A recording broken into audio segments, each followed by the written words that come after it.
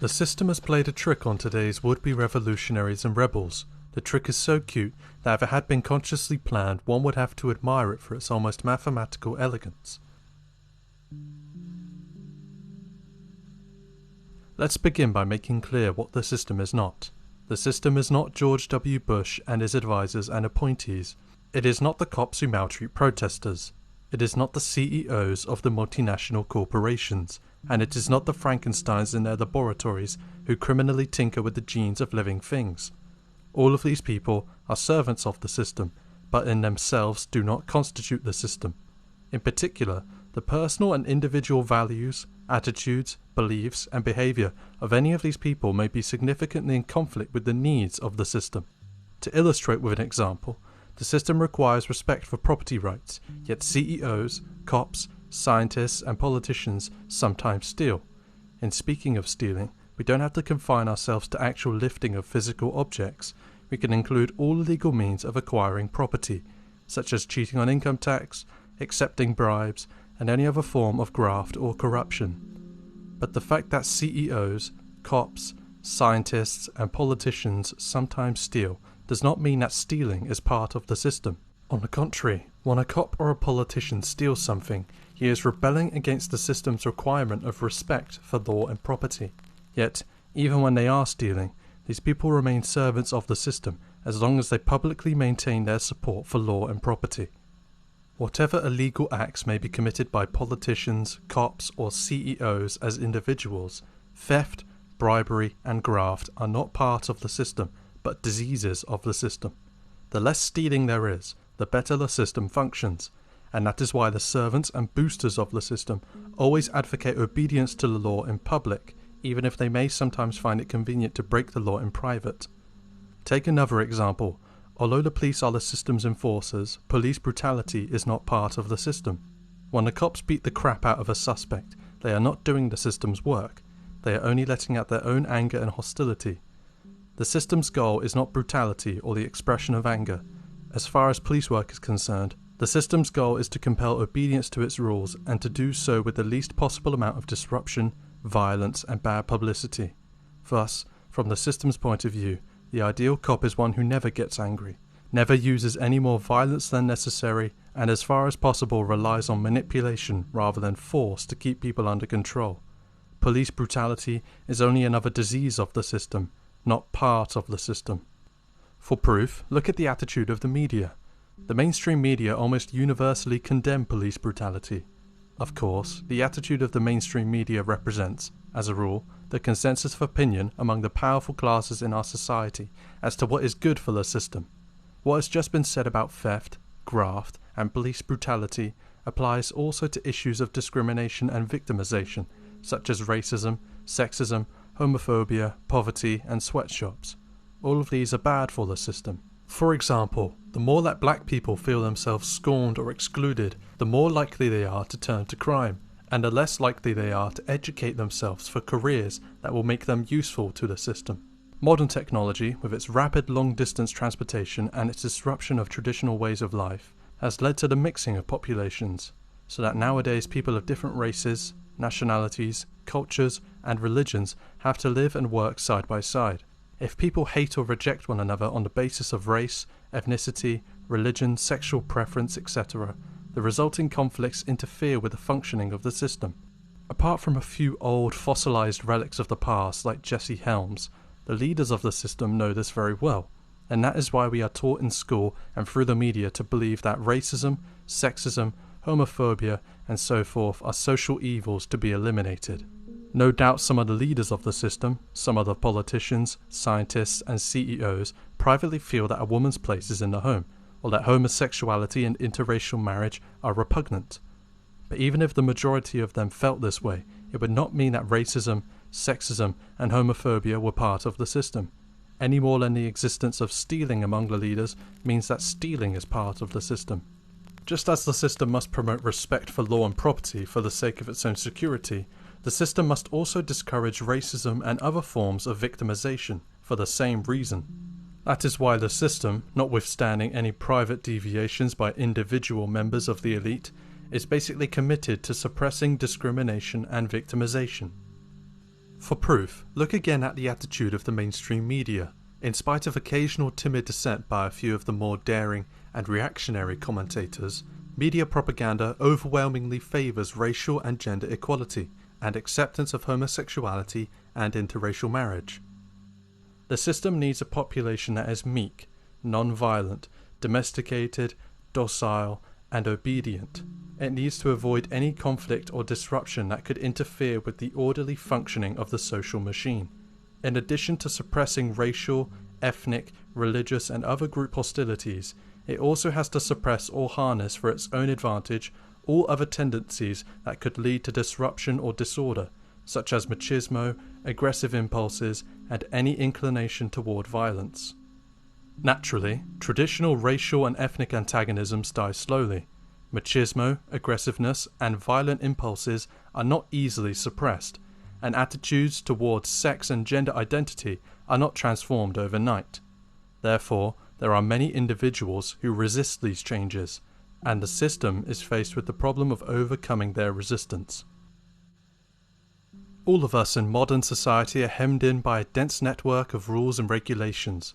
We are at the mercy of large organizations such as corporations, governments, labor unions, universities, churches, and political parties, and consequently, we are powerless. As a result of the servitude, the powerlessness, and the other indignities that the system inflicts on us, there is widespread frustration, which leads to an impulse to rebel. And this is where the system plays its neatest trick. For a brilliant sleight of hand, it turns rebellion to its own advantage. Many people do not understand the roots of their own frustration, hence their rebellion is directionless. They know that they want to rebel, but they don't know what they want to rebel against. Luckily, the system is able to fill their need by providing them with a list of standard and stereotyped grievances in the name of which to rebel: racism, homophobia, women's issues, poverty, sweatshops, the whole laundry bag of activist issues. Huge numbers of would-be rebels take the bait. In fighting racism, sexism, etc., etc., they are only doing the system's work for it. In spite of this, they imagine that they are rebelling against the system. How is this possible? First, 50 years ago, the system was not yet committed to equality for black people, women, and homosexuals, so that action in favour of these causes really was a form of rebellion. Consequently, these causes came to be conventionally regarded as rebel causes. They have retained that status today simply as a matter of tradition. That is, because each rebel generation imitates the preceding generations.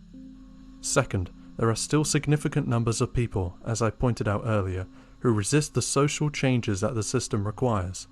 And some of these people even are authority figures such as cops, judges, or politicians. These resistors provide a target for the would-be rebels, someone for them to rebel against. Commentators like Rush Limbaugh help the process by ranting against the activists. Seeing that they have made someone angry fosters the activists' illusion that they are rebelling.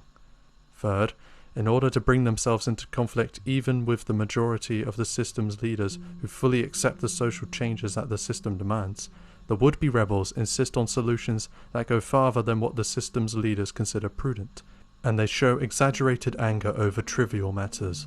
For example, they demand payment of reparations to black people, and they often become enraged at any criticism of a minority group, no matter how cautious and reasonable. In this way, the activists are able to maintain the illusion that they are rebelling against the system, but the illusion is absurd. Agitation against racism, sexism, homophobia, and the like no more constitutes rebellion against the system than does agitation against political graft and corruption. Those who work against graft and corruption are not rebelling, but acting as the system's enforcers. They are helping to keep the politicians obedient to the rules of the system. Those who work against racism, sexism, and homophobia, similarly, are acting as the system's enforcers. They help the system to suppress the deviant racist, sexist, and homophobic attitudes that cause problems for the system. But the activists don't only act as the system's enforcers. They also serve as a kind of lightning rod that protects the system by drawing public resentment away from the system and its institutions. For example, There were several reasons why it was to the system's advantage to get women out of the home and into the workplace. 50 years ago, if the system, as represented by the government or the media, had begun, out of the blue, a propaganda campaign designed to make it socially acceptable for women to centre their lives on careers rather than on the home, the natural human resistance to change would have caused widespread public resentment. What actually happened was that the changes were spearheaded by radical feminists, behind whom the system's institutions trailed at a safe distance. The resentment of the more conservative members of society was directed primarily against the radical feminists rather than against the system and its institutions, because the changes sponsored by the system seemed slow and moderate in comparison with the more radical solutions advocated by feminists. And even these relatively slow changes were seen as having been forced on the system by pressure from the radicals. So, in a nutshell, the system's neatest trick is this. 1. For the sake of its own efficiency and security, the system needs to bring about deep and radical social changes to match the changed conditions resulting from technological progress. 2. The frustration of life under the circumstances imposed by the system leads to rebellious impulses. 3. Rebellious impulses are co-opted by the system in the service of the social changes it requires. Activists rebel against the old and outmoded values that are no longer of use to the system, and in favour of the new values that the system needs us to accept. 4. In this way, rebellious impulses, which might otherwise have been dangerous to the system, are given an outlet that is not only harmless to the system, but useful to it. 5. Much of the public resentment resulting from the imposition of social changes is drawn away from the system and its institutions and is directed instead at the radicals who spearhead the social changes. Of course, this trick was not planned in advance by the system's leaders, who are not conscious of having played a trick at all. The way it works is something like this. In deciding what position to take on any issue, the editors, publishers, and owners of the media must consciously or unconsciously balance several factors. They must consider how their readers or viewers will react to what they print or broadcast about the issue. They must consider how their advertisers, their peers in the media, and other powerful persons will react. And they must consider the effect on the security of the system of what they print or broadcast. These practical considerations will usually outweigh whatever personal feelings they might have about the issue. The personal feelings of the media leaders, their advertisers, and other powerful persons are varied. They may be liberal or conservative, religious or atheistic. The only universal common ground among the leaders is their commitment to the system, its security, and its power. Therefore, within the limits imposed by what the public is willing to accept, the principal factor determining the attitudes propagated by the media is a rough consensus of opinion among the media leaders and other powerful people as to what is good for the system. Thus, when an editor or other media leader sets out to decide what attitude to take toward a movement or cause, his first thought is whether the movement includes anything that is good or bad for the system. Maybe he tells himself that his decision is based on moral, philosophical, or religious grounds. But it is an observable fact that in practice the security of the system takes precedence over all other factors in determining the attitude of the media. For example, if a news magazine editor looks at the militia movement, he may or may not sympathise personally with some of its grievances and goals.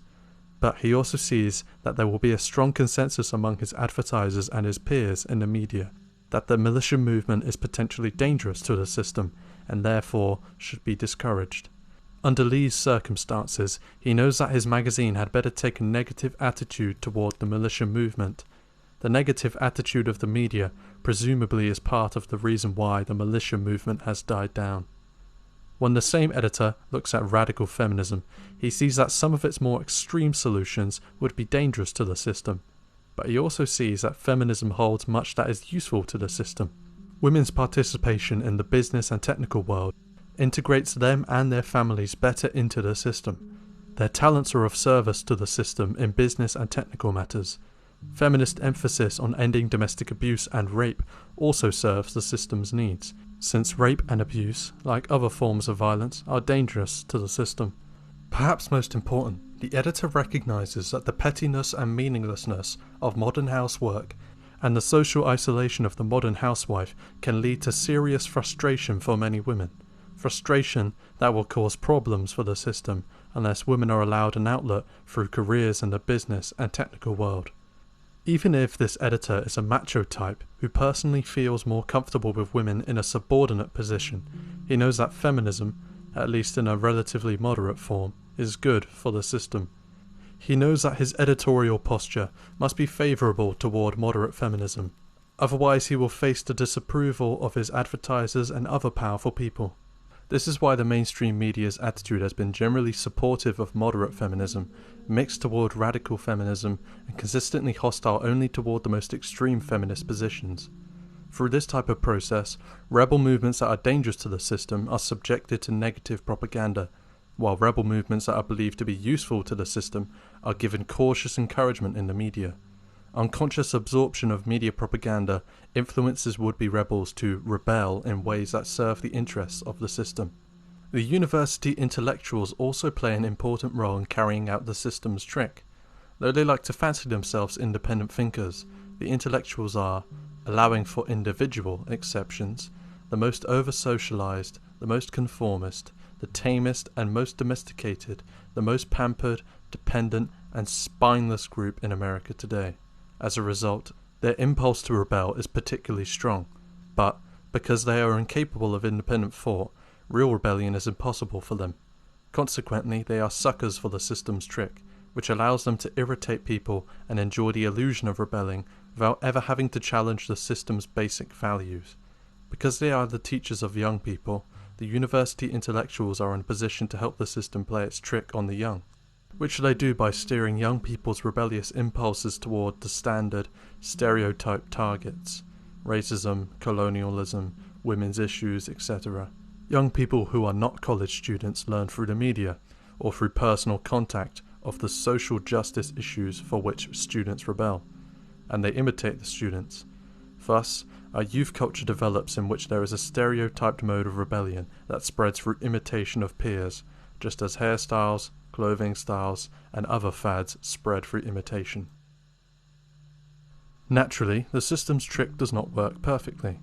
Not all of the positions adopted by the activist community are consistent with the needs of the system. In this connection, some of the most important difficulties that confront the system are related to the conflict between the two different types of propaganda that the system has to use: integration propaganda and agitation propaganda. Integration propaganda is the principal mechanism of socialization in modern society. It is propaganda that is designed to instill in people the attitudes, beliefs, values, and habits that they need to have in order to be safe and useful tools of the system. It teaches people to permanently repress or sublimate those emotional impulses that are dangerous to the system. Its focus is on long-term attitudes and deep-seated values of broad applicability, rather than on attitudes towards specific, current issues. Agitation propaganda plays on people's emotions so as to bring out certain attitudes or behaviors in specific, current situations. Instead of teaching people to suppress dangerous emotional impulses, it seeks to stimulate certain emotions for well-defined purposes localized in time. The system needs an orderly, docile, cooperative, passive, dependent population. Above all, it requires a non-violent population, since it needs the government to have a monopoly on the use of physical force.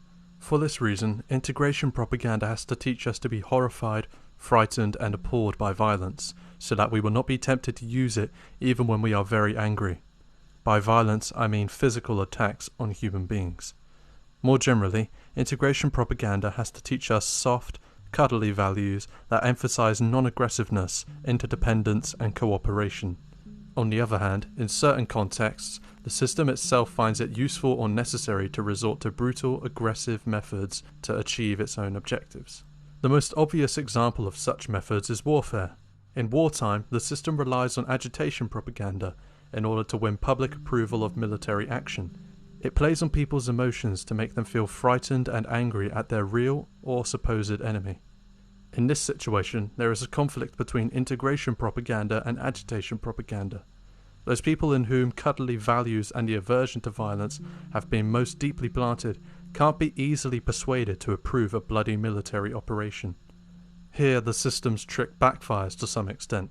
The activists, who have been rebelling all along in favour of the values of integration propaganda, continue to do so during wartime. They oppose the war effort not only because it is violent, but because it is racist, colonialist, imperialist, etc., all of which are contrary to the soft, cuddly values taught by integration propaganda. The system's trick also backfires where the treatment of animals is concerned.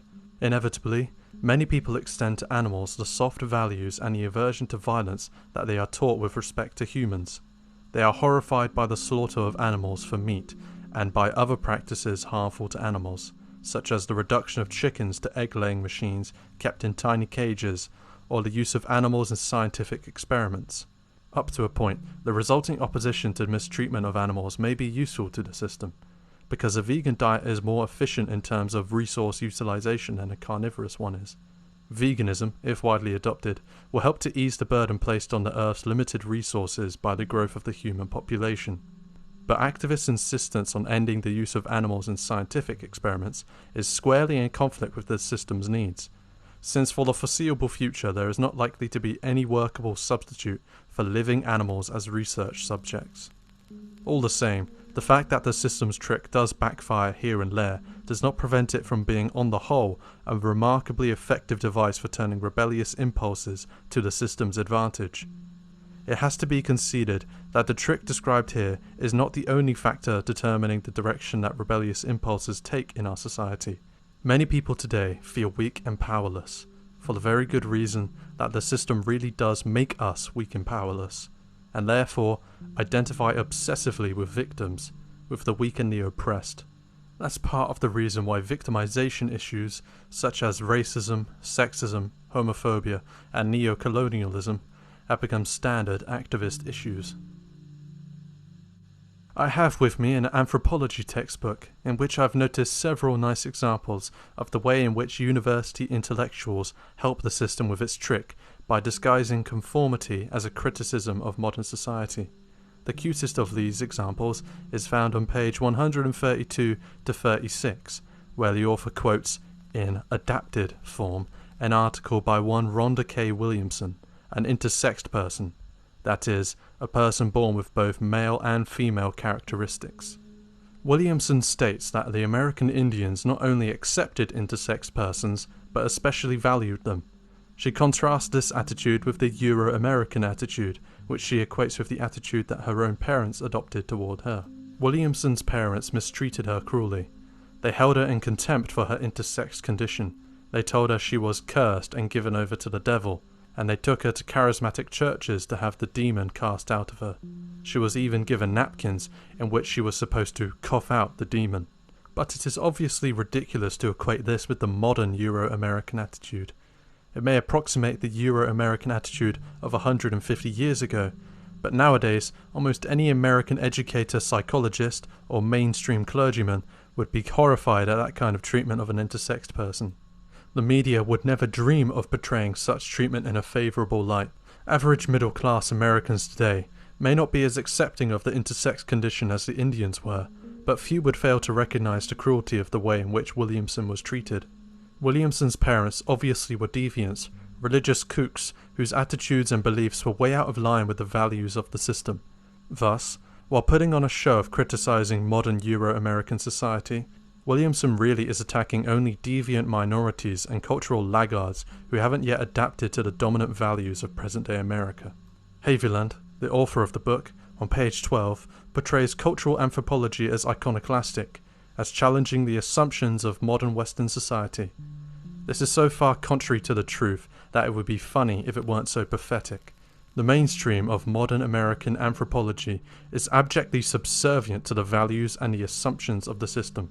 When today's anthropologists pretend to challenge the values of their society, typically they challenge only the values of the past, obsolete and outmoded values now held by no one but deviants and laggards who have not kept up with the cultural changes that the system requires of us. Haviland's use of Williamson's article illustrates this very well, and it represents the general slant of Haviland's book. Haviland plays up ethnographic facts that teaches readers politically correct lessons, but he understates or omits altogether ethnographic facts that are politically incorrect. Thus, while he quotes Williamson's account to emphasize the Indians' acceptance of intersexed persons, he does not mention, for example, that among many of the Indian tribes, women who committed adultery had their noses cut off, whereas no such punishment was inflicted on male adulterers, or that among the Crow Indians, a warrior who was struck by a stranger had to kill the offender immediately, else he was irretrievably disgraced in the eyes of his tribe. Nor does Haviland discuss the habitual use of torture by the Indians of the eastern United States. Of course, facts of that kind represent violence, machismo, and gender discrimination. Hence, they are inconsistent with the present-day values of the system and tend to get censored out as politically incorrect. Yet I don't doubt that Haviland is perfectly sincere in his belief that anthropologists challenge the assumptions of Western society. The capacity for self-deception of our university intellectuals will easily stretch that far. To conclude, I want to make it clear that I'm not suggesting that it is good to cut off noses for adultery, or that any other abuse of women should be tolerated. Nor would I want to see anybody scorned or rejected because they are intersexed, or because of their race, religion, sexual orientation, etc., etc., etc. But in our society today, these matters are, at most, issues of reform. The system's neatest trick consists in having turned these powerful rebellious impulses, which otherwise might have taken a revolutionary direction, to the service of these modest reforms.